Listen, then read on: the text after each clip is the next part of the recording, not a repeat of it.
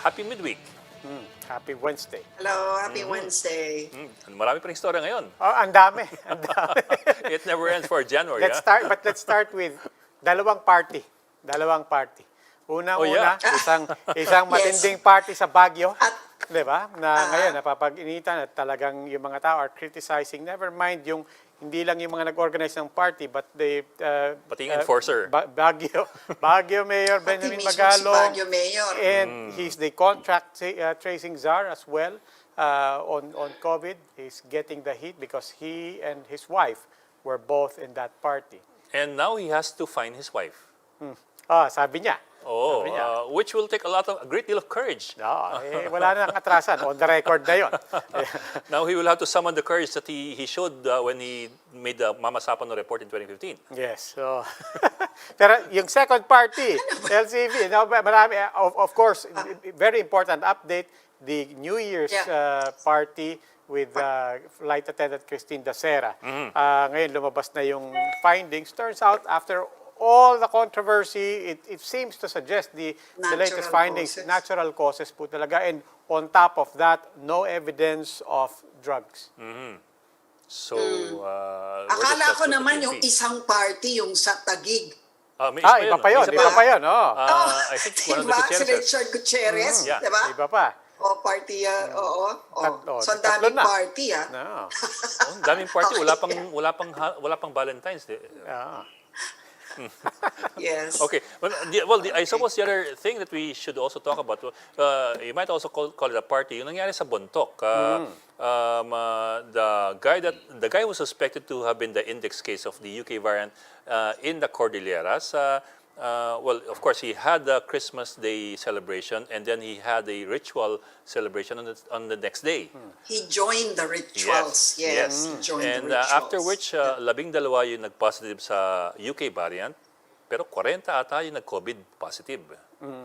So many questions as well for that case. Anyway, let's bring in our first guest for tonight. Sige. Okay, our first guest tonight, we want to talk about COVID-19 and all the other related issues to that. We bring in, I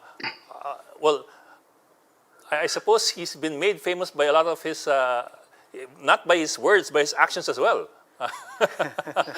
We're talking, of course, of Dr. Eric Tayag. By his moves. By his moves. Hello. Epidemiologist Good evening and to public all the health chiefs. specialist of the DOH. Good evening, Doc. Made famous by his many good dance evening. moves. Nice to see everyone again Yes, after a Doc. long time. Thank you for joining us. It's been a Doc, while. We dapat- haven't seen you in quite a bit. Have you been practicing? Oh, I've been working from home, and my office, the Knowledge Management Information Technology Service, is responsible for the ongoing master listing of eligible individuals that will be vaccinated soon. Oh, okay. That's good to hear. Doc, if I may, can we start off with the Bontoc case? We understand that the guy came back December 13, went to Bontoc on the 14th after he tested negative initially, and so on down the line. Turns out he was positive.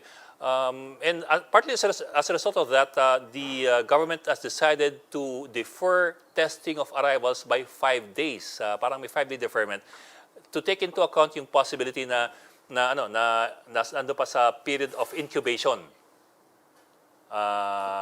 From our understanding po, no? To begin with po, are we already clear gaano katagal po yung incubation period ng COVID-19? Kasi what we've heard is mga 5 to 7 days, pero in the case of the Bontoc guy, he started exhibiting symptoms 2 weeks after his arrival. 27 or 29 ng December siya nag-symptoms at nag-positive. That's correct. Based on the sources we have, the incubation period is on the average 5 to 7 days, but it can extend up to 14 days. That's the reason why the quarantine period is 14 days. But in the United States, this was shortened to 10 days by the U.S. Centers for Disease Control and Prevention. There are rare cases wherein the incubation period can be beyond the 14 days, but on the average, it's up to 14 days. But Doc, with that in mind, is 5 days deferment enough to capture all the other possible cases that may extend beyond 5 days ng incubation What do period? you mean? In Uh, the context of um, arriving arriving passengers passengers? po. Kasi nga, In kung the 5 days context tapos, of a new opo, protocol. A new Okay. protocol. Okay. A traveler who enters our jurisdiction has been tested before they travel. Now, ordinarily, the routine procedure is for them to get another swab test upon arrival, opo. but this has been deferred by the new IATF resolution number 96, which was signed yesterday. In place thereof, the test will be done 5 days later. This is based on the observation that on average the incubation period is 5 days. However, if you have symptoms even before the fifth day upon your arrival, a swab test is already required. This is only for those who do not exhibit any symptom of illness.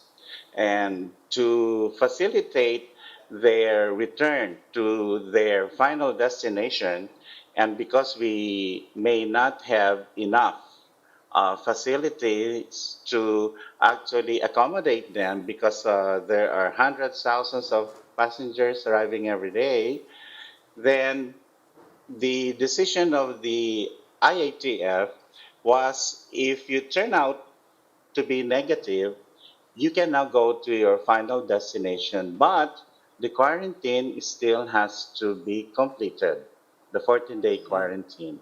And that local governments will have to monitor you every day so that if you exhibit symptoms, another test should be done. So that's the recommendation, the new recommendations of the IATF based on the IATF resolution number 96. And you can complete the 14 days dun na Destination. sa destination, sa Yes, munisipyo mo. either at home or in a facility that is maintained by the local government unit. At home means that you have your own room. It has a separate toilet facilities, and that any movement can be monitored. And those in the household are taking precautions as well while they complete their quarantine. Doon po sa at home, what is the assumption there? When you say that part of the assumption is that you can be monitored there, what's the assumption? What's the mechanism for going The beyond honesty system? okay. Always the assumption is that you have been exposed. That's why. So those who get quarantined have been exposed. But because the 14-day quarantine also allows us to identify or detect those who will get infection, so not only exposed, they get infected, so we'll be able to identify them during the period of quarantine. But because they have been exposed, they have to be separated from the household members, either through wearing masks, having them in a separate room, so that contact will be fewer and that the other household members will not be exposed. Otherwise, if he turns out to be ill and the swab test is positive, then we have a generation of contacts, and this is what local governments do. So this is what happens when they do contact tracing. This is to find out who may have been infected and who infected who. So this is the protocol. Luchi. Okay. Okay. How does this affect our protocols naman in terms of the UK variant, no? Especially in light of the fact na yung ating index case nga nag-negative naman, and we have this new case where the symptoms show themselves nga on the 14th day. Are we going to make changes also as far as the variant is concerned? Okay, we have demonstrated that biosurveillance works in this country. That's the reason why the Philippine Genome Center was able to identify and report and notify all these variants, especially this UK variant. So every region or has been alerted regarding this UK variant.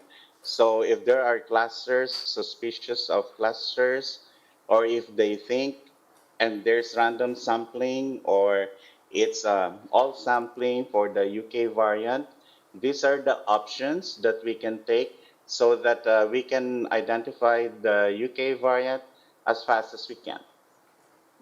Pero talagang wala pa rin community transmission. Yun pa rin yung finding. Okay, we define Lucci community transmission when we cannot anymore trace the source or the exposure of a particular individual who turns out positive on a swab test and with the UK variant on further genomic sequencing. So, for example, if you have a patient, you do your interview and they cannot recall if they have been exposed to another person, or when an epidemiologic investigation is done, you cannot actually trace the transmission or the chain of transmission, then that's when the Department of Health calls it community transmission. So But- in the case of this variant nga, despite the fact that we haven't really traced where Opo, this nag-negative COVID yung came index from, case eh. Nag-negative sa UK variant parang eh. wala pa tayong definitive Okay, conclusion. the hypothesis can be one. The variant is actually occurred in the country. So it's our own UK variant because of the mutations that can happen even without the entry of the UK variant. That's one So this, hypothesis.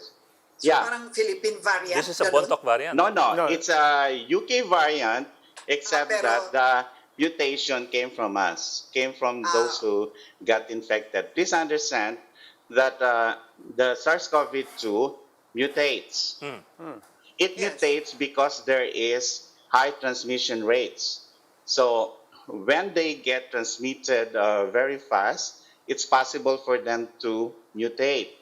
So on its own, it mutated. So the hypothesis is one, those cases from Bontoc were UK variant, but the mutation occurred here. It's not from an external source. Naturally, it mutated here, it evolved naturally, and it was Didn't not, come from UK. hindi Yes, imported. and it's, Dito talaga yeah. tumubo. Oh. Yeah, for example, for other countries, that's what's happening. But the primary source of these UK variants are due to travelers, and so therefore the first hypothesis was this may have been introduced by a traveler, like the one who came from UK and spent days in Bontoc. But Okay. there's another hypothesis that we did not get the index case. There's another source. Okay, so that's another hypothesis that it's still from a traveler, Okay. but was not identified. The surveillance system missed that case. So Okay, that's so another three hypothesis. possibilities. Let's introduce Yes. Ami Pamintuan of the Philippine Star. Ami? Good evening, Doctor. Doctor, Yes, Annie. you're talking about travelers. This local transmission is happening in one of our tourist destinations, and we are actually opening up more tourist sites. You think we should slow down on this program, considering that they are checking out possible variant spread in Negros, for example? You think we should slow down on the reopening of tourism destinations? Okay, these are the decisions that the IITF make because every day they have access to new data that tell us if the transmission rates are bad, if the average daily attack rate in any particular area is going up, if the 2-week growth rate is bad, if the R naught has increased over 1, it has. And so these are indicators that we have to make decisions whether to escalate the quarantine or de-escalate it if things are getting much improvement. Okay. And of course, we also take notice of our healthcare facility, whether or not we still have enough ICU beds, ventilators to accommodate patients being rushed to the hospitals. But what about gatherings? Because this is going to be our topic later on. What about mass gatherings in MGCQ areas in tourist sites? You think there should be more restrictions now, considering the emergence of the variant? These are hard rules. Everybody should wear a mask when you're outside homes, and even when you're inside, especially if your household is on quarantine. You should wash your hands, wear face shields, observe physical distancing. If you're going to be indoors, have it only for a short time. Indoors means you improve your ventilation and avoid large crowds or mass gatherings because we increase the risk of spreading the virus and transmission. Now, in the meantime, Doc, we're all looking forward, everybody's looking forward to vaccination. Obviously, it's a major operational and logistical matter, even the matter of knowledge management. You mentioned vaccination. List, what are the challenges in just preparing us, even just on having the database and being able to track people? Ano po yung challenges that's you're facing right now? Okay, number one challenge is that we have a survey wherein there are many Filipinos that are disinterested or are hesitant to get vaccinated. But we're confident that there will be improvements so that Filipinos will agree to get vaccinated. The second one, yeah, please. No. Well, there was a suggestion earlier today that DOH Secretary and IATF head Director Galvez should submit themselves to vaccination first, and President Duterte himself actually to make a different kind of vaccination in a different place in his body. Not the posterior. Okay, Lucy, Do you think moves yes. like this can change or can eradicate nga vaccine hesitancy, or at least Okay, okay. reduce it? Uh, People are swayed not only by information or actions, but what they actually believe in, their values. And there has been a study wherein, and it was a surprising result because people now would trust business rather than government. And the good news is the private sector is with the government to help us make sure that the rollout of vaccines will be a success. So maybe we can tap them so that this can increase vaccine confidence. It's a study that gave those results when business campaign because business has a reason to promote vaccination. It opens up the economy, and this can sway people to be patriotic, even if they don't believe in government. But they should.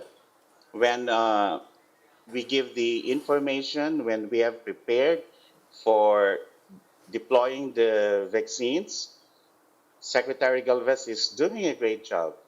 And if people can trust even just our business partners, then that's going to be a good sign.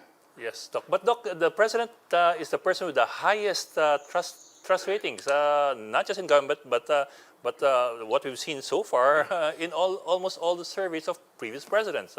So as a matter of trust pa lang, malaki po yung epekto kung ang Pangulo mismo ay yun nga, magpapagawa nitong publicly. That's correct. And I still think the what if the president changes his mind?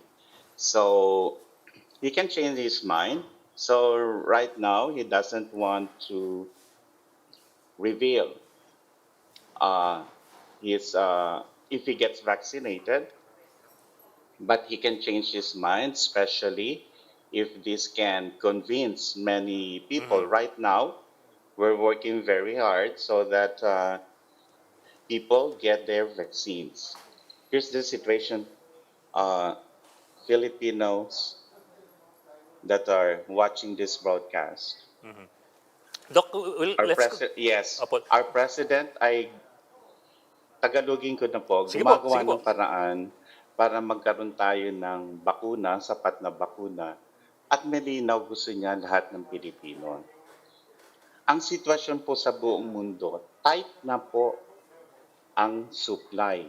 Talagang ang haba po ng pila. Sana po maintindihan nyo yung ginagawa ng Philippine team na pinangungunahan po ni Secretary Galvez. Ang hirap po makipag-usap. At ito yung gustong iwasan ng WHO na itong vaccine ay maging magamit sa nationalism kung saan yung gumawa ng bakuna sila lang ang makikinabang. Kaya nga nagkaroon ng COVAX facility in WHO para magkaroon ng equity. At naging masaya lahat kasi bumalik na yung Estados Unidos dito. So, tayo po ay o-order ng bakuna. Tingnan nyo po mangyayari kasi yung iba doon kailangan ng minus 70. Opo. Ginawa rin yan ng paraan. Meron ng ang RITN na mga ganitong storage na up to 1 million doses pwede niya ng ilagay doon sa kanyang negative 70 na storage facilities o mga freezers na tinatawag. Eh kung walang magpapabakuna, masisira po lahat yun. Ba't ko sinabing patriotic? Pag ang pinaniwalaan nyo po ay mas mabuti pang mahawa na lang, mali po yun. Kasi may risk po kayo madadala sa ospital at maaari po kayong mamatay.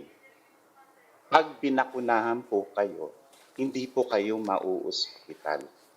So ito po ang isa sa epekto ng bakuna. Subalit naintindihan namin natatakot kayo sapagkat may nababalitaan kayo may namamatay, may nagkakaroon ng severe allergy. Kaya nga po, tinitimbang namin at ito ay ipapaliwanag isa-isa doon sa mga babakunahan bago po kayo tumanggap ng bakuna. Para kung sakali pong ayaw nyo pa rin, hindi naman po kayo pipilitin. Kaya lang, sa dulo kayo ulit ng pila. Pila, opo. O at kung may natitira pang bakuna, mababakunahan kayo. Pero kung ubos na, hintay sorry naman. na lang. Oo. Pero Doc, kilalang-kilala po kayo sa pag-popularize ng mga mensahe ng DOH sa mga health issues. You're very, very well known for your own unique way of delivering the message to the public. Of course, I don't just mean by talking about it, but also by showing the moves. Dapat mag-choreograph kayo ng dance step that will make everybody swing to the vaccine tune. Nako, parang nagpapahimik na kayo. Okay. Siguro I'll run a survey kung ano yung sayaw na pwede nating gawin para mainganyo. Pero sinasabi nyo nga, mas malaki ang tiwala sapagkat mataas ang rating ng ating Pangulo kung siya mismo ang mangunguna po. At yung nirekomenda nyo rin na mauna si Secretary Galvez at si Secretary Duque III. Okay.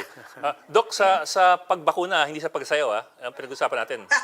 Bakuna po yun, bakuna. Nanigurado lang po ako. Baka mamaya nagkakalito Baka na mamaya tayo. si Presidente magsayaw eh. Pero galing nga ng sinasabi ko, ang pagbabakuna po ay isang personal choice. Yes po. Tandaan po natin, hindi to routine immunization, emergency use authorization to. Ano po ibig sabihin yan? Hindi po tayo mababakunahan ng sabay-sabay. Okay. Ako mismo mahuhuli. Kasi mauuna yung mga doktor na talagang tumitingin ng pasyente. Yung frontliners. Okay. Opo. Dr. Yung Eric sayaw Tayag. networking. Oo nga. Ami, mukhang mali yun.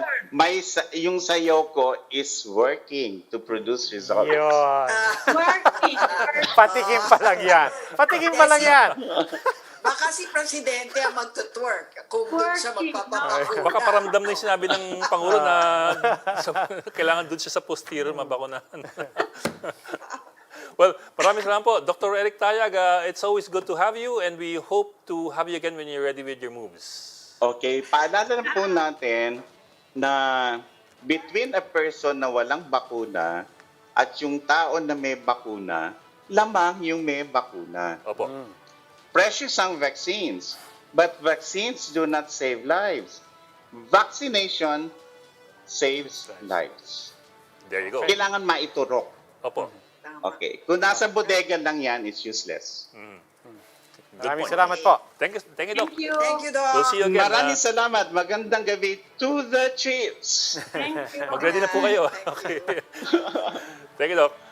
That was Dr. Undersecretary Eric Tayag. So please stay with us. Chiefs will be right back.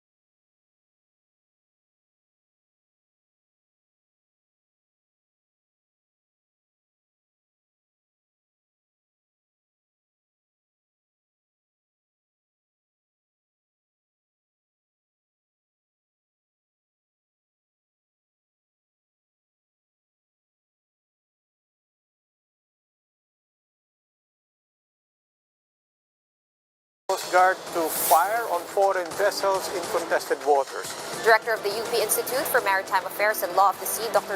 Batongbacal, says that China can use this law even in maritime territories that are not legitimately theirs. China should ease tensions in the West Philippine Sea, not escalate them. The next time na gusto nilang ilubog ang fishing vessel natin o iwan ang mga mangingisda natin sa dagat, hindi lang sila sasagasaan, babarilin pa. Welcome back, the Chiefs here on One News. We are now in the final stage, not yet, we're in the next stage of our conversation. Joining us now is Department of Interior and Local Government Undersecretary Epimaco Densing. Good evening, Undersecretary Densing. Hi, Robbie. Hi, Good evening, Ed. sir. Amy. Richie. And let me clarify for our audience as well as reassure Usec Densing, we will not ask you about the South China Sea. We will have that later on with Professor J. Batongbacal. But sa iyo, sir, punta muna tayong Baguio. Because pinag-uusapan ang Benguet, ang Bontoc, dahil sa UK variant. But let's start with Baguio itself, where si Mayor Benjamin Magalong ngayon ang tinitingnan ng mga tao because of that party that occurred with event organizer Tim Yap. And among the people who were there seen very clearly violating protocols on COVID, among the party goers were Mayor Magalong himself and his wife. Now, the mayor said quite bravely, he said na my wife will be held accountable. Kung kailangan siyang ma-fine siya. But what about Mayor Magalong himself? Will there be accountability from the DILG with the mayor? Well, first of all those who did those parties are accountable based on the local ordinance in Baguio City. Now, for Mayor Magalong himself, we'll have to investigate the extent of his liability if he has violated any health protocols. We'll reserve our opinion on the potential liability of Mayor Magalong after investigation has been done. Yes, but Usec, para lang malinaw, what are some clear rules governing the conduct and the leadership of our mayors when it comes to enforcing protocols within their own jurisdiction? So without going into whether or not they're guilty, linawin lang po natin, ano po ba ang mga responsibilidad ng mga mayor for which they can be held accountable when it comes to protocols? One, they have local ordinances. So the ordinances become the rule of thumb in any local government unit. One local government ordinance is different from the other. However, if the mayor himself violates the ordinance, he may be administratively liable. That's why he has to be investigated if he did violate his or her own ordinance. And he may be charged, and potentially, if proven true, he can be suspended from his position. And outside of the ordinances, I mean, we have special laws in place. We have special protocols that have been laid down by the IATF, which is a national event. And not to mention that he is part of the IATF. He is contact tracing czar. So beyond local ordinances, ano pa po ang mga rules and regulations and laws that will be at play here? Actually, it's the same thing, no? Under the local government code, the responsibility or one of the mandates of the local chief executive is to implement local and national laws. So if they fail to implement any national regulation and proven, they can be held accountable. And the extent of liability is dependent on what kind of law was not followed. So for instance, in the case of our road clearing directive, we've filed cases against mayors who failed to do their mandate in road clearing. So in this case, posible silang masuspinde. On the other hand, if the gravity is large, baka pwede pa silang makulong or maalis sa pwesto. So depende sa gravity ng violation din. Usec, I'm sure you've seen the video, no? Offhand, meron na ba kayong, sa tingin niyo ba, was there a violation? Kasi nag-apologize si Mayor, and then both the Mayor and Kim Yap, I heard them on interviews explaining na they were promoting daw the tourism, newly reopened tourism areas. So meron bang mga protocols ng DILG on these areas? Tinanong ko na rin to earlier. While we are reopening the economy, we are reopening tourism sites. Talagang dadami ang mga tao dyan. Sa Tagaytay, napakarami na rin tao.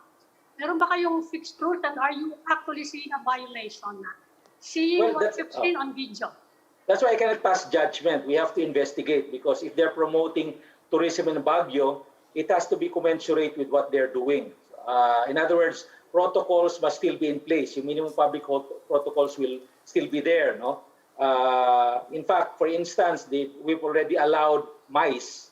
In other words, 30% of the venue under an MGCQ environment is already allowed. Yung mga meetings, incentives, conferences, and exhibits. So I don't want to pass judgment at the moment unless a formal investigation has been made. So we can also get their side. No? The video is just one thing, but we have to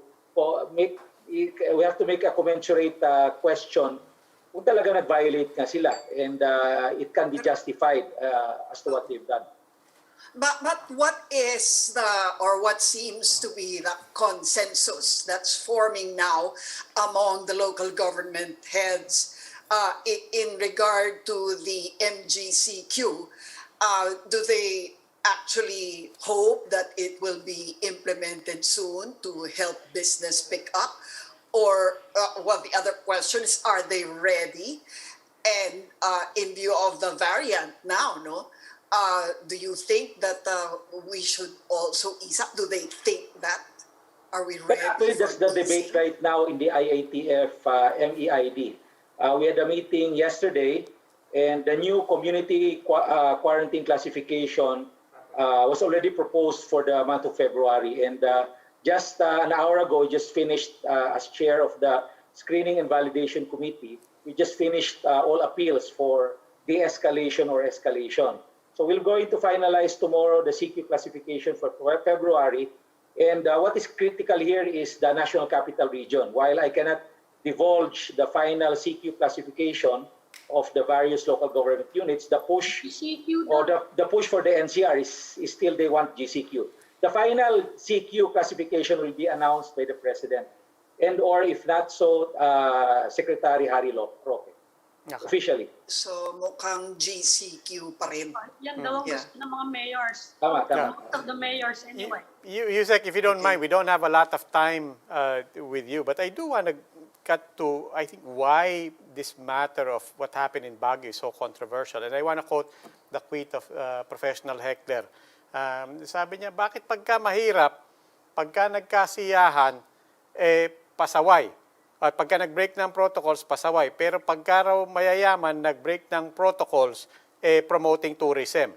I think it's a very good tweet, I think, because it captured what a lot of people really want to ask government, and maybe the ILG can have some influence here in across the country. How do you reassure our people na walang double standards?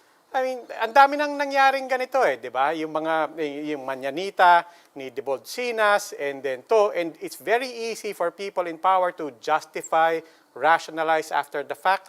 Sabi ni Mayor Magalong, hindi, he was helping to promote tourism. But let's remember the backdrop here. The mayor himself canceled Panagbenga. I mean, so it gives people an impression na napakadali namang magsalita ng mga opisyal pagka sila ang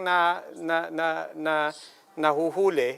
Pagkatapos yung mga tao, walang tanong-tanong. Sa presinto ka magpaliwanag. But that's my point. That's my point. How do you... There's no double standard. Yeah.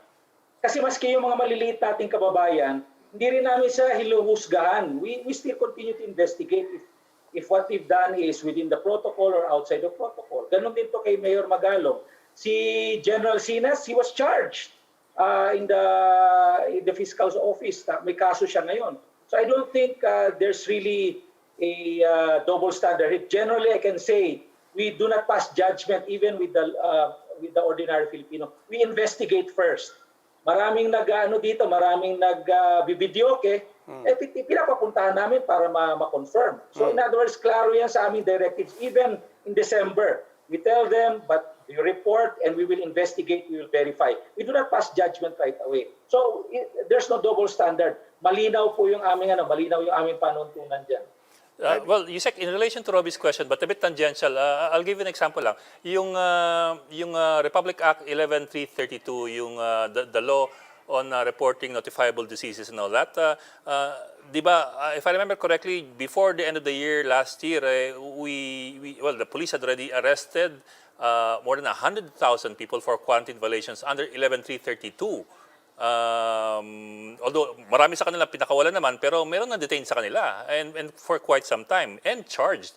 And then the DOJ last week says that Coco Pimentel is cleared because RA 11332 does not apply to non-public officials. Well, yung mga hinuli last year those are violation of health protocols and violation of local ordinances. I can tell you that these were all based on local ordinances kasi nagpasa ng mga ordinansa yung ating mga lokal na gobyerno. In the case of Coco Pimentel, I can take judgment because sinusgahan po yan ng mga prosecutors and they found no evidence. So I cannot make any comment on that. Pero yung mga hinuli last year, they were violating health protocols, health protocol ordinances passed by local government. So may basihan yung paghuhuli sa kanila. Di naman no evidence, wrong complainant daw yun. Yun ang sinabi, di ba? Mali daw yung nag-complain. So actually, hindi pa nagpapass on the merits of the case.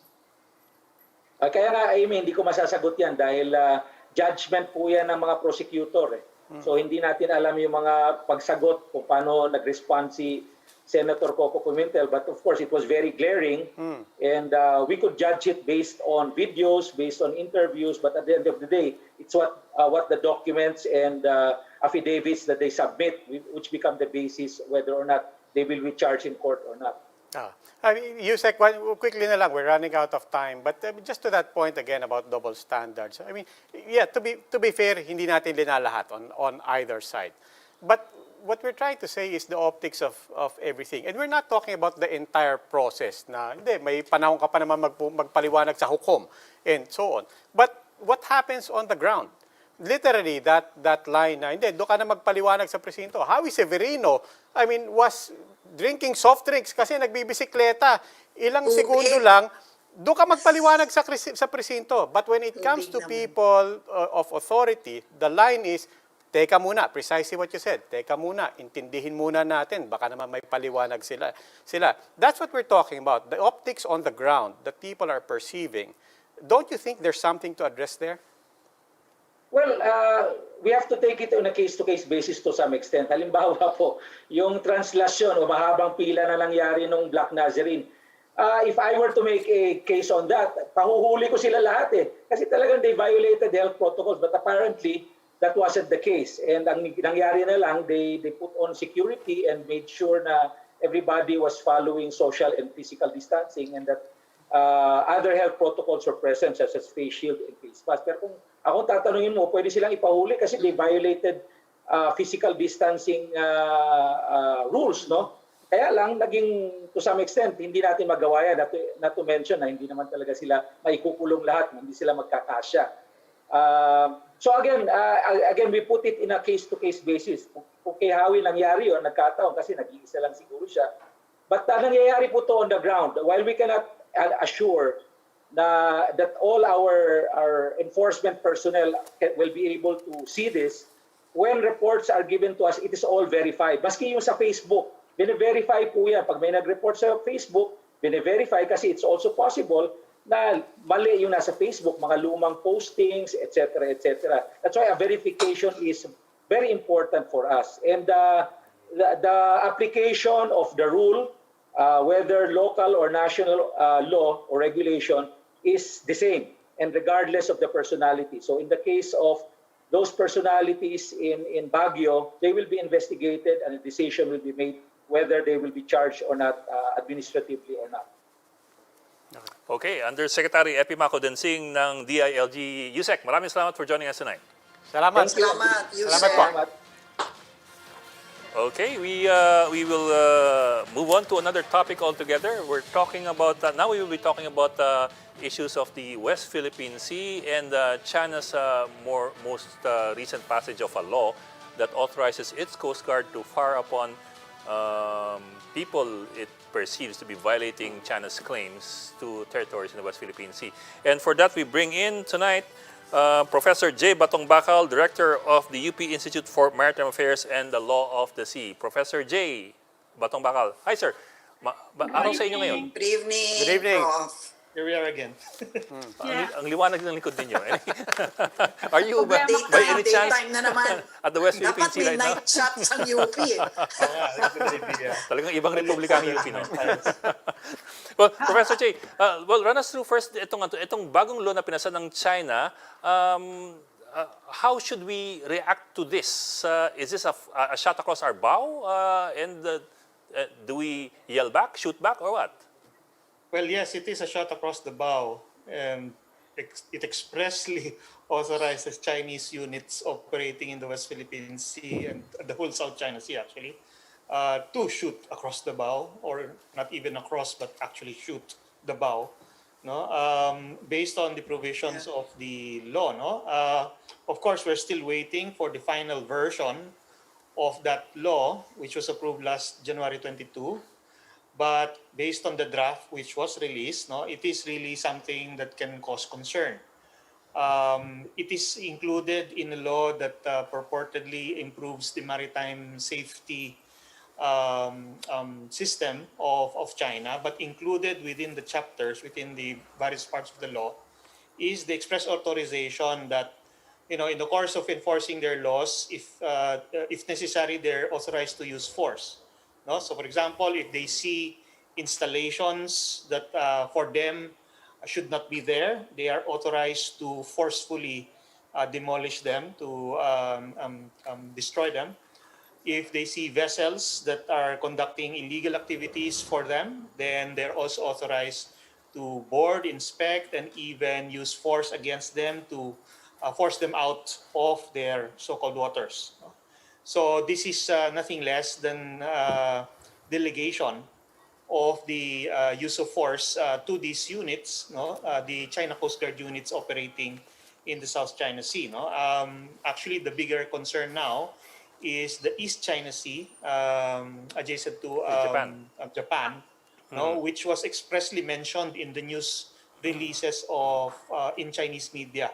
No, that's where it's supposed to be applied, no? But obviously it's a general law, so it can apply just as well to the South China Sea. Prof, if I may interject, kasi China is very well known in the past for its what they call gray zone operations. That's the use of non-military vessels to do the job of the military, so as not to escalate things further. But where does this where does this move come in? Is it still part of gray zone operations, or is it moving closer to what would you call it? Black operations?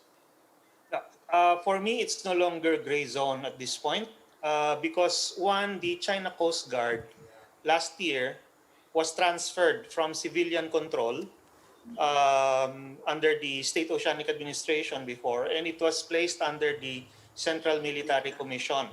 No? So it is now directly under the military of China, and it is operating basically as a military service, despite the fact that its functions supposedly are civilian. No?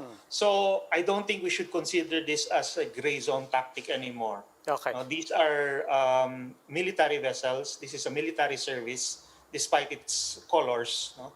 And we should therefore consider its activities also as being military in nature. Professor, Professor, how does this affect the freedom of navigation that is currently actually well respected and accepted in the West Philippine Sea, or the South China Sea, as the rest of the globe calls it?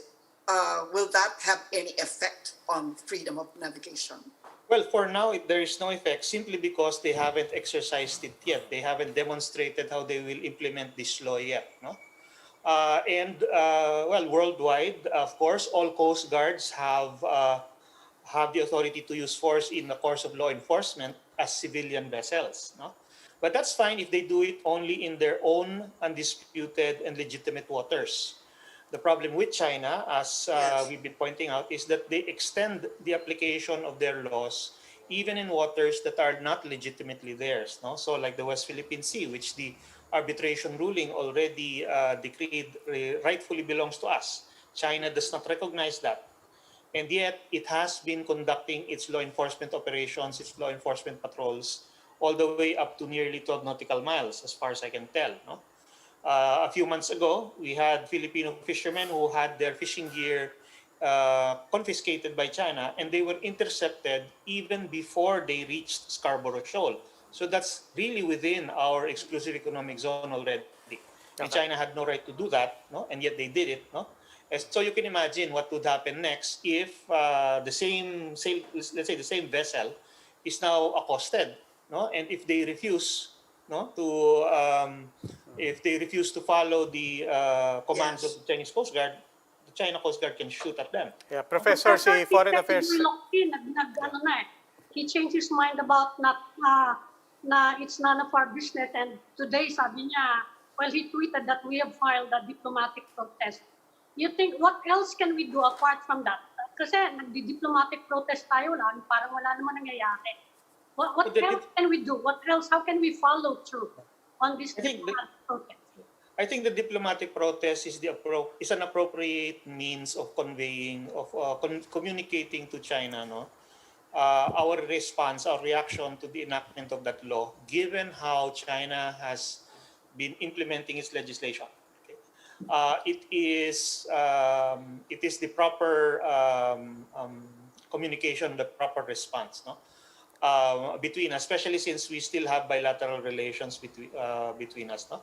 But further than, in addition to that, no, the Philippines should now talk with the ASEAN countries first, who are similarly situated, no, where China could also claim that they are exercising their jurisdiction and therefore implicitly threatening the use of force in their waters. No? We all have to have the same position. That's the only way to slow China down Yeah. on this. Professor, No? speaking of same position, in a tweet, Secretary Locsin said this is essentially a verbal threat of war to any country that defies the law. That's the tweet. It's not necessarily what's in the formal diplomatic protest, but is that a proper framing of it, especially as we try to pull ASEAN in? I think it is the proper way to look at it, no? Because China Coast Guard, it's not a civilian service, it's a military service, and they basically are now authorized to use force in waters that they claim to be under their jurisdiction, no? And as I said, no, it's fine if it's really just their waters, their own territorial sea, but we know from previous experience in the last 3 years that they try to exercise that jurisdiction even in waters that are not their own. And so Okay. it's a military service carrying out an act of aggression against your ships, whether they're private or public. So, But beyond, Prof, beyond a diplomatic protest, sabi nga ni Senator Tolentino in his privileged speech, no, wala na raw siyang maisip gawin. Wala raw siyang naiisip na pwede nating gawin. Do you agree with that? Or is there something else we can do? well, if it's only the two of us, China and the Philippines, then maybe that's the end of it, because diplomatic protest is the only thing you can do short of actual hostilities at this point, no? Yes. Because hostilities is the next step, and we are not going to start that. No, we have a constitutional policy against using war, no, as an instrument of national policy. So we cannot be the one to initiate that. What we can do is essentially invoke self-defense if China does carry out that that threat against us, basically. No? But that's only if there's only two of you. That's if we're thinking about this only as something that only we should act on. No? What we need to do is think more broadly, no? And accept that, look, it's not just us. There are other nations that are similarly situated as us. And if we were to unite in our positions, then that would make us stronger. No? Speaking of broadening, And China would back off, I believe, no, because Yeah. unity among the ASEAN nations is something that really they do not like. Speaking of broadening, and we have very limited time now, apart from ASEAN, do you see this as an early testing of the Biden administration? And how will this now possibly trigger a recalculation of American actions here in the South China Sea? I think it's not yet the test, no? I mean, China will keep on testing the U.S. now, especially, no? Because as far as they're concerned, the U.S. is a declining power, so they will always be probing the U.S., no? But actually, the test that's going on right now for the Biden administration is the situation with Taiwan. And that's why you have the Theodore Roosevelt conducting maneuvers, carrying out exercises near Taiwan, because China is pressuring Taiwan with intrusions in their airspace. No? And that's just the beginning. I think that there is a possibility that there will be more serious activities, tests. No? And so the enactment of this law, in a way, is only probably only laying the basis for something else in the future. Okay. Okay. Professor J. Batongbacal, sir, thank you for joining us. you. It looks like we'll have more of you in the next few weeks, the way Yes. things are turning out. Bitin na naman to, bitin. Okay, thanks, Prof. Sige. Maraming Maraming salamat, Professor salamat. J. And that'll be all for this special edition of The Chiefs. We hope what was discussed here will keep the conversation going. I'm Atty. I'm Mami Pamintuan of the Philippine Star. I'm Lucy Cruz Valdez of News 5. I'm Robbie Alampay, and we are One News.